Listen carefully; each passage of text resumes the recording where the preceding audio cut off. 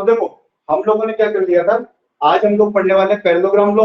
और parallelogram law मतलब इस लॉ से हम लोग वेक्टर एडिशन कैसे करेंगे, इस लॉ से हम लोग वेक्टर एडिशन कैसे करेंगे। ट्रायंगल लॉ हम लोगों ने कर दिया था, ट्रायंगल लॉ की रिजल्ट आए थे, ट्रायंगल लॉ मैं आपको ढंग से समझाई चुका हूँ। अब क्या है कि अब इन्हीं दो वेक्टर को हम लोग भाई कुछ बच्चों को ट्रायंगल लॉ अच्छा लगेगा, कुछ बच्चों को पैरेललोग्राम लॉ अच्छा लगेगा। कई बच्चे वेक्टर एडिशन करेंगे ट्रायंगल लॉ से, कई लोग करेंगे वेक्टर एडिशन पैरेललोग्राम लॉ से।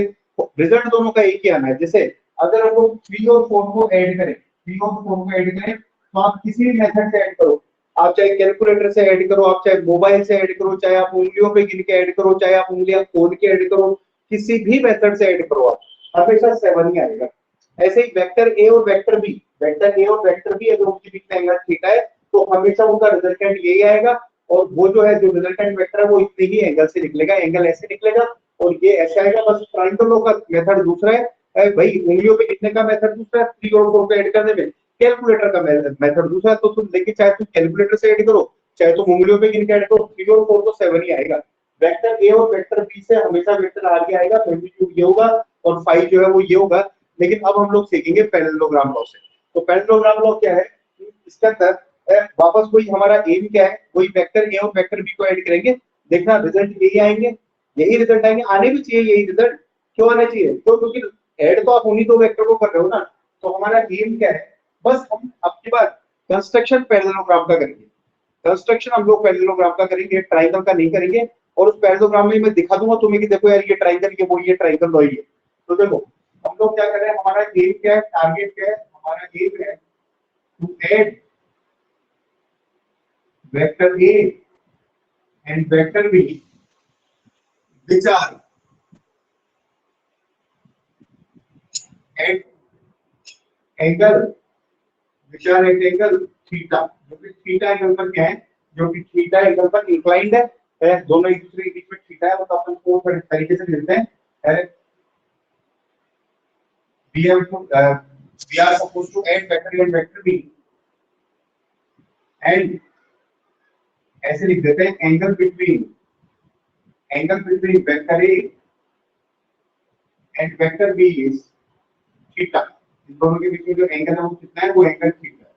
ये हमारा एम है। अच्छा वेक्टर ये है कहां है, और इनका मैग्नीट्यूड कितना है, इनका मैग्नीट्यूड है a and magnitude of vector a and vector b is a and b। Vector a और वेक्टर b का मैग्नीट्यूड क्या है, मैग्नीट्यूड है a एंड b रेस्पेक्टिवली, इनका मैग्नीट्यूड ये है। तो देखना वही रिजल्ट निकलेगा, ये रहा हमारा वेक्टर ए, इसका मैग्नीट्यूड ए है, ये रहा हमारा वेक्टर बी, इसका मैग्नीट्यूड बी, ये रहा हमारा वेक्टर है, ये रहा हमारा वेक्टर बी, और ये इसका मैग्नीट्यूड ए है, इसका मैग्नीट्यूड क्या है, बी है। ये अब हम लोगों को क्या करना है, अब हम लोगों को इन दोनों के बीच में एंगल दिखाना है और हमें कंस्ट्रक्ट करना है पैरेललोग्राम। पैरेललोग्राम बनाएंगे, पहले ट्रायंगल बनाया था। तो स्टेप 1 क्या है, स्टेप 1 वही एक वेक्टर को अपनी जगह पे रखो, चाहो तो इसको अपनी जगह पे रखो, इसको शिफ्ट कर दो, चाहो तो इसको अपनी जगह पे रखो, इसको शिफ्ट कर दो। और शिफ्ट कैसे करना है, बिना डायरेक्शन चेंज किए, बिना मैग्नीट्यूड चेंज किए। जैसे ये वेक्टर है, ये है, तो इसका डायरेक्शन नहीं चेंज होना चाहिए, लेंथ नहीं चेंज होना चाहिए, इसको थोड़ा सा ऐसे लो, इसको थोड़ा सा इधर सरकाओ और अब की बार मिलाओ आप टेल से टेल। ट्रायंगल लॉ के अंदर हम लोगों ने क्या मिलाया था, ट्रायंगल लॉ के अंदर हम लोगों ने हेड के ऊपर टेल रखा था। अब की बार आपको टेल पे टेल रखना है, आपको टेल पे टेल रखना है। तो स्टेप नंबर 1 क्या हो जाएगा, स्टेप नंबर 1 हो जाएगा shift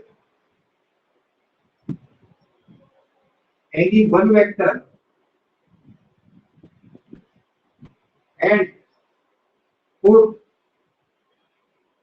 tail on tail without changing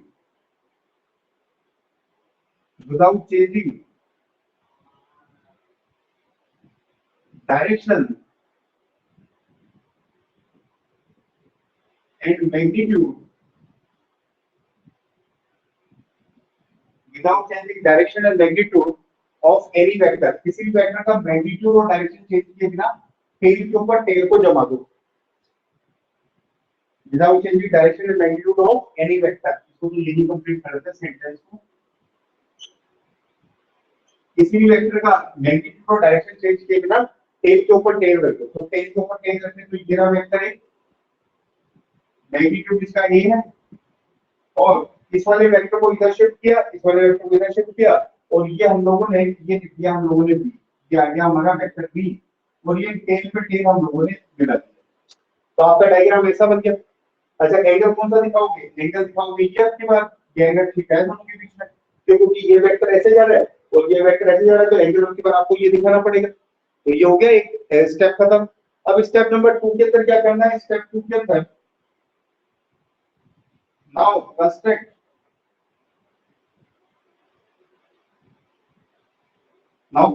a parallelogram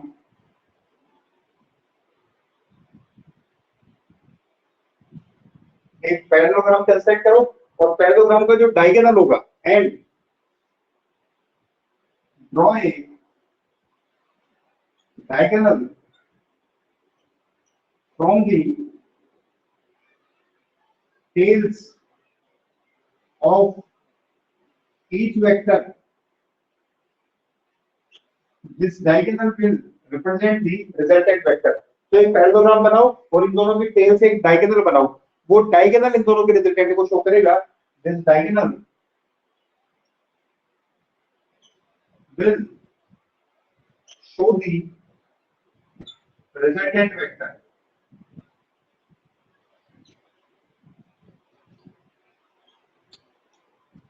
ये डायगोनल जो है ये रिजल्टेंट वेक्टर को शो करेगा। तो ये देखो ये हम लोगों ने पैरेललोग्राम बनाया, जितना ये है उतना उतना लेंथ का ये खींचा, और जितना ये है उतनी उतनी लेंथ का ये खींचा, ऐसे ये पैरेललोग्राम बनाया। और ये जो डायगोनल है ये डायगोनल रिजल्टेंट शो करेगा, ये आ जाएगा रिजल्टेंट वेक्टर आर, और ये आ जाएगा vector A plus vector B, ये हो जाएगा। समझ में आ गई बात, ये हो जाएगा vector R equal to vector A plus vector B, ये हो जाएगा। और अगर ये ए है तो ये भी ए ही रहेगा, ये भी वेक्टर ए को रिप्रेजेंट करेगा और मॉडुलस इसका ए रहेगा। और ये अगर वेक्टर बी है तो ये भी वेक्टर बी होगा, क्योंकि पैरेललोग्राम के आमने सामने की साइड क्या होती है, इक्वल होती है।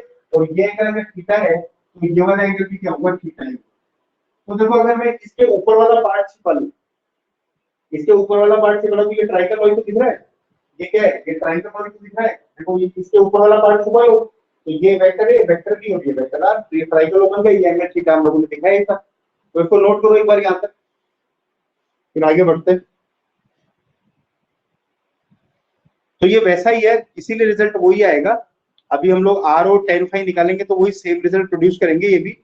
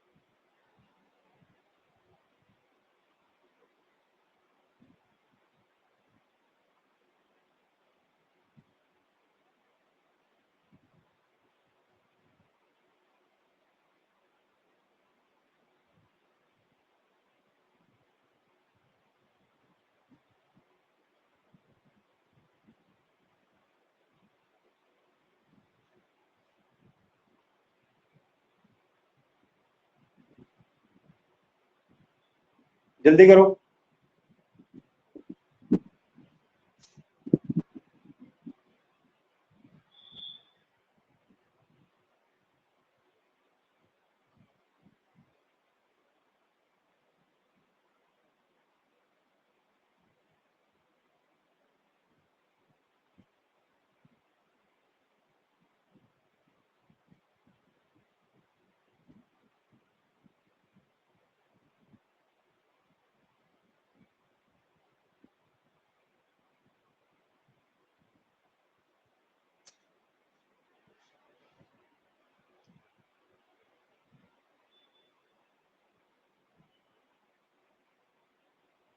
अब देखो वही ये जो रिजल्टेंट वेक्टर आया है, मतलब इसके अंदर पैरेललोग्राम लॉ के अंदर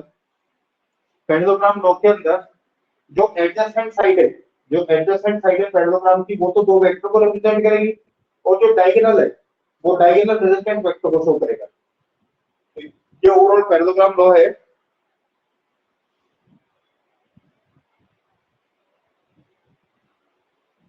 ओवरऑल पैरेललोग्राम लॉ क्या है? ओवरऑल इन पैरेललोग्राम लॉ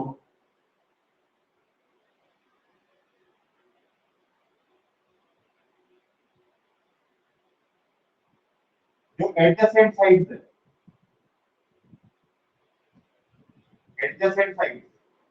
ये होंगे two vectors which are to be added, जिनको हमें ऐड करना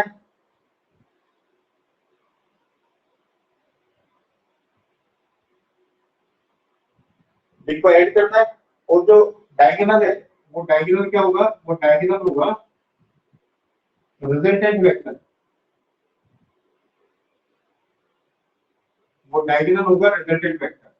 समझ गए? ये एडजेसेंट साइड जो है ये तो होंगे two vectors which are to be added, और जो डायगोनल है वो क्या होगा? वो होगा रिजल्टेंट वेक्टर। समझ गए? ये है।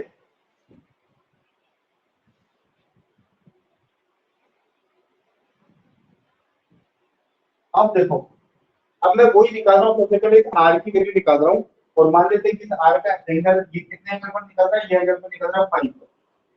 तो वही निकालते हैं हम लोग। सबसे पहले मैग्नीट्यूड ऑफ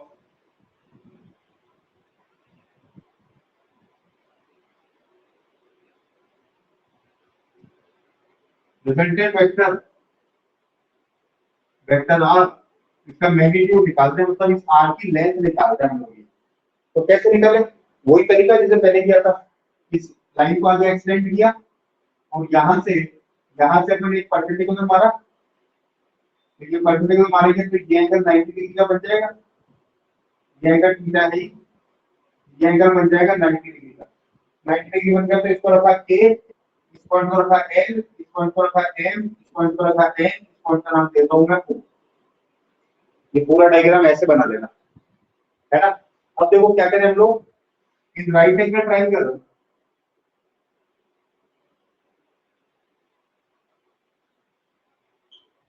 के L M, right angle triangle K L M में देखो, इस right angle triangle K L M, इस वाले ट्रायंगल के अंदर देखो, इस वाले ट्रायंगल के अंदर ये के एल जो है ये तो हाइपोटेन्यूज, ये के एल जो है ये तो हाइपोटेन्यूज, ये एल एम जो है ये क्या है? ये है परपेंडिकुलर, और ये के एम जो है ये है बेस। तो अपन क्या लिख सकते हैं?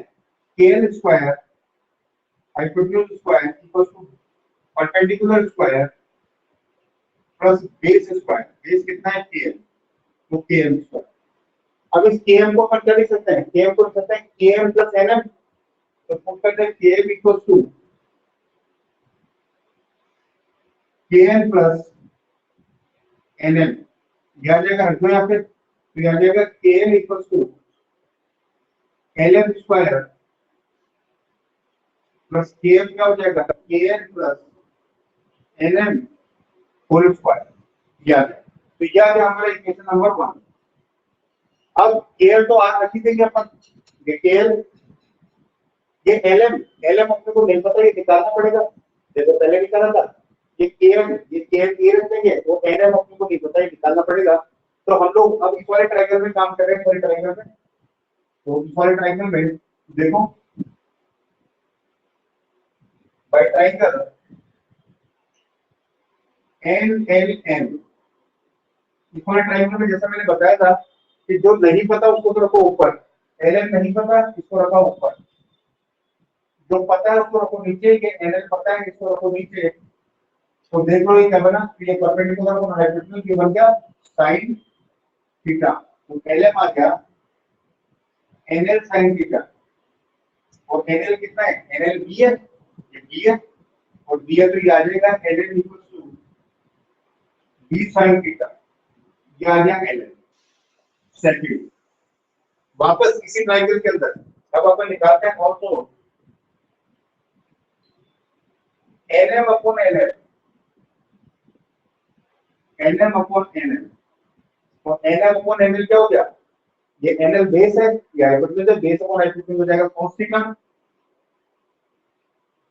फिर nl का पता चला nl कितना हो गया, nl हो गया nl cos थीटा, लेकिन nl तो v है, तो nl आ गया v cos थीटा। क्या है क्वेश्चन नंबर 3, तो नोट करो उसको।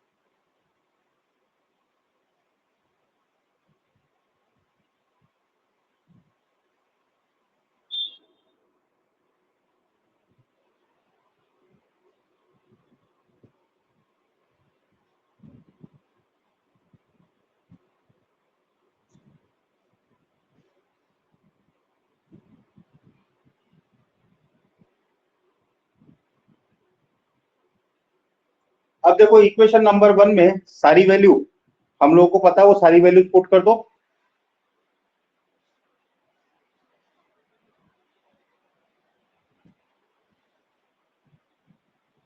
पुट एल इक्वल टू तो आर पुट करेंगे, L M equal to L M अपने निकाल लिया, ये रहा बी साइन थीटा, उसके बाद में के एन हम लोगों को पता है के है, और उसके बाद में एन एम हम लोगों ने निकाल लिया बी कॉस थीटा। ये सारी वैल्यू पुट कर दो, पुटिंग फर्स्ट फर्स्ट इक्वेशन ये रखा तो यहाँ पे, तो के एन की जगह रखा R, R square equal to L M की जगह रखा बी साइन थीटा, प्लस इस के एन की जगह रखा हम लोगों ने ए, और इस एन एल की जगह रखा बी साइन थीटा, इसका कर दिया हम लोगों ने होल स्क्वायर। तो ये आर स्क्वायर इक्वल टू हो गया B square sine square theta plus A plus B का होल स्क्वायर लगा दो, उसमें A square plus B square cos square theta plus 2ab cos theta. ठीक है, अब देखो इसमें से कॉमन आ रहा है बी स्क्वायर,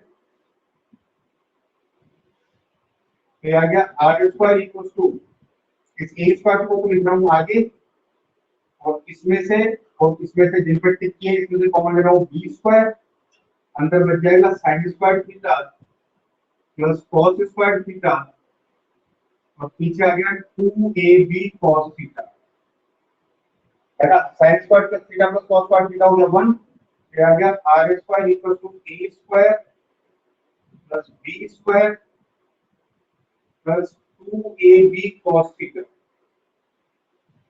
ये आ गया, है ना। और यहां से r कितना आ जाएगा, r लेने के लिए अंडर रूट देना पड़ेगा, r equal to under root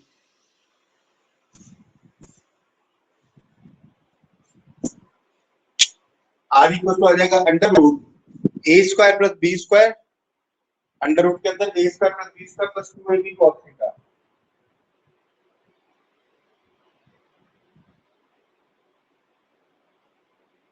तो देखो वही रिजल्ट आ गया, आना भी चाहिए था भाई। दो चीजों को किसी भी मेथड से ऐड करो, रिजल्टेंट तो वही आएगा ना, 3 और 4 को ऐड करेंगे हमेशा 7 ही आएगा, इसके अलावा कुछ नहीं आएगा। और अगर हम लोग डायरेक्शन निकाले यानी साइड निकाले, डायरेक्शन ऑफ वेक्टर आर का डायरेक्शन, तो डायरेक्शन निकलेगा tan फाई से। tan फाई क्या हो जाएगा, tan इस वाले ट्रायंगल के अंदर ले रहे हैं अपन बाय ट्रायंगल, वही KLM, KLM से ले रहे हैं अपन इस वाले ट्रायंगल से KLM, तो tan फाई हो जाएगा this LM upon KL,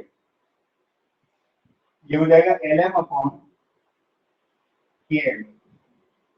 KM को वही लिख देंगे कितना, KL प्लस LM, ये हो जाएगा। अब इनकी वैल्यू डाल दो, वैल्यू डाल देंगे तो ये आ जाएगा tan phi equals to LM की वैल्यू वही, ये देखो ये पड़ी LM की value d sin theta upon a, KL की वैल्यू और LM की वैल्यू d cos थीटा। तो देखो डायरेक्शन भी वही आ गया, आना भी वही चीज था। तो किसी बच्चे को, किसी स्टूडेंट को पैरेललोग्राम लॉ अच्छा लगता है, किसी को ट्रायंगल लॉ अच्छा लगता है, तो जब भी आप वेक्टर एडिशन करो, इधर यू यूज पैरेललोग्राम लॉ और you can use triangle law. ये वेक्टर एडिशन होगा हमेशा ऐसे। तो जल्दी से नोट करेंगे, नोट करके कमेंट करेंगे मुझे। ये पैरेललोग्राम लॉ हो गया है। केस भी इसमें वैसे के वैसे ही चलेंगे जो हम लोगों ने ट्रायंगल लॉ में पढ़े थे, case number 1, case number 2, case number 3, कि थीटा 90 होगा तो कितना होगा, 0 डिग्री होगा तो कितना होगा, और 180 डिग्री होगा तो कितना होगा। पहले इसको नोट कर लो कंप्लीट।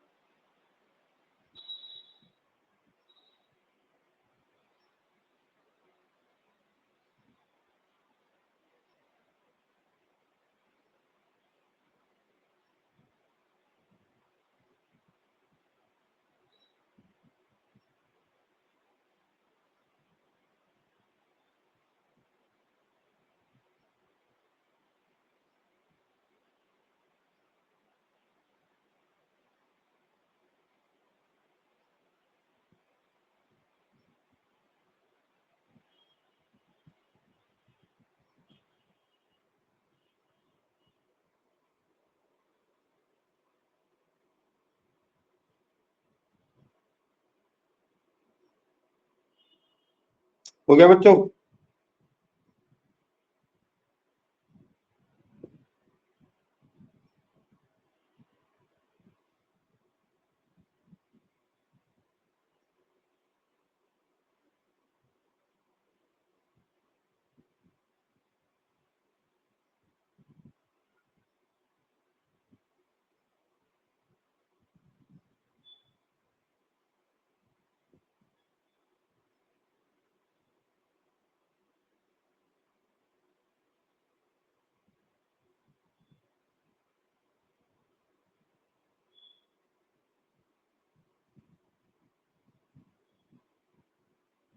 देखो ये हो गया आपके ट्रायंगल लॉ, पैरेललोग्राम लॉ। एक क्वेश्चन कर लेते हैं, बाकी क्वेश्चन कल करेंगे। एक क्वेश्चन से आइडिया लग जाएगा कैसे होता है।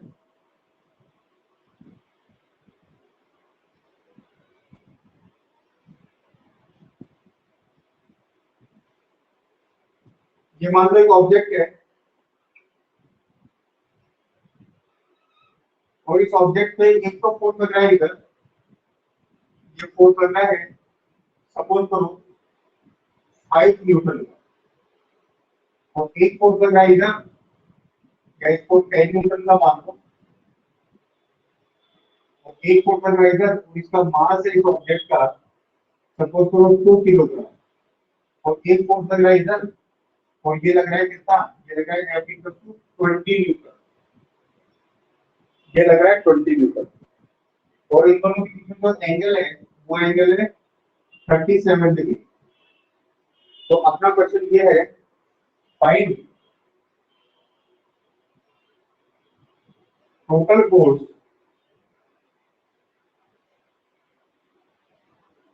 experienced by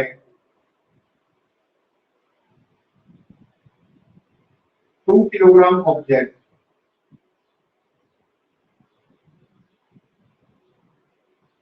also find its acceleration।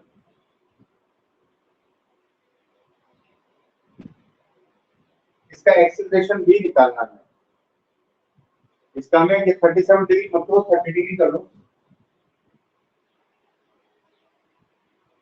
या 60 कर लो,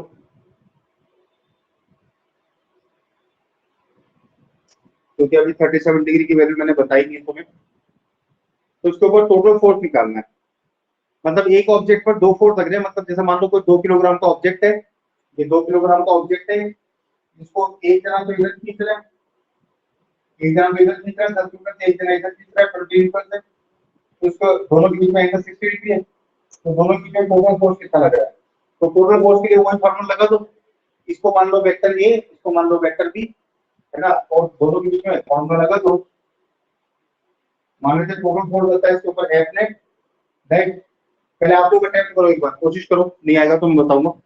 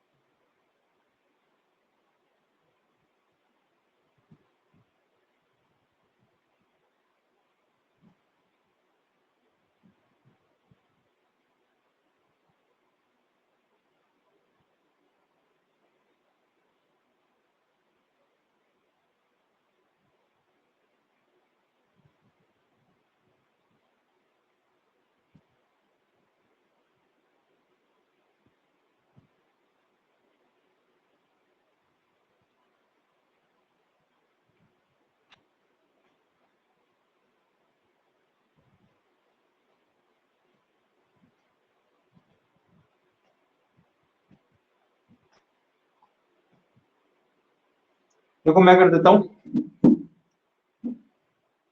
इस 10 न्यूटन को मान लेते हैं हम लोग F1, 30 न्यूटन को मान लेते हैं हम लोग F2,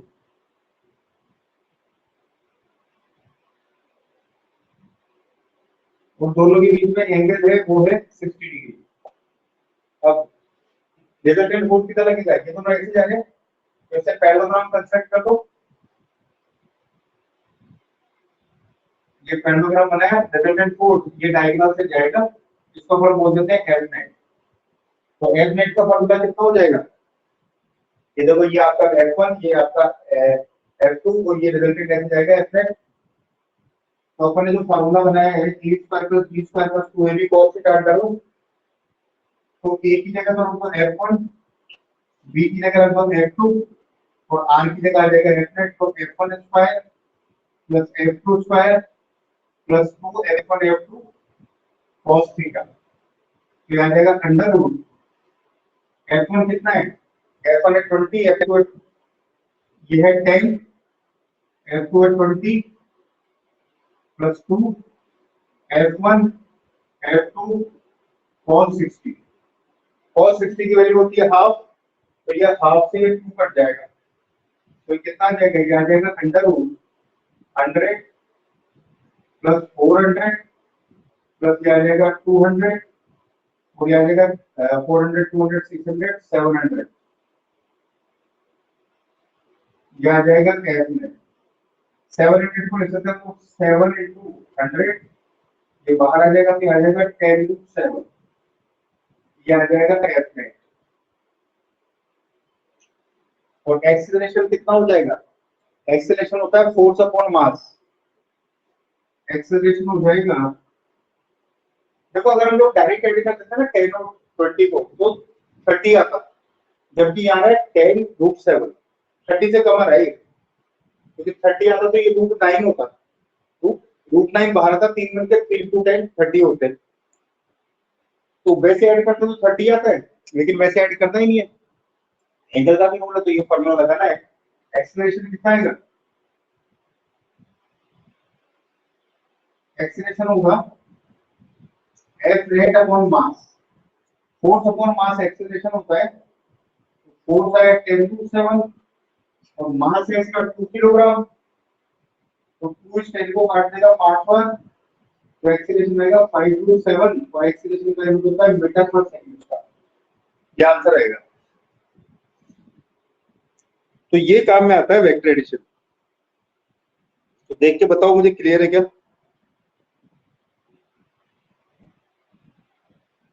और अगर क्लियर है तो आज का लेक्चर डन है,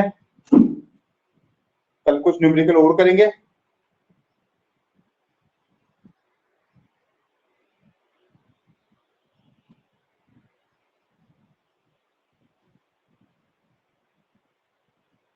नोट करके कमेंट आने दो, नोटेड एंड अंडरस्टूड।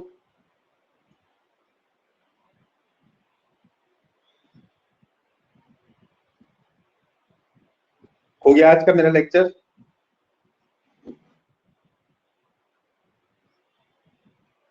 कमेंट करके बताओ मुझे क्वेश्चन समझ में आया क्या, टोटल फोर्स कैसे निकला, एफ नेट का मतलब टोटल फोर्स, और एक्सीलरेशन कैसे निकला।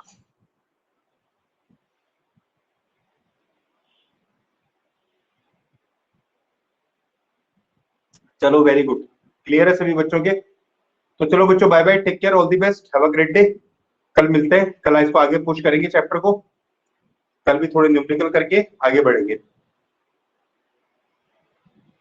बाय बच्चों, कल मिलते हैं।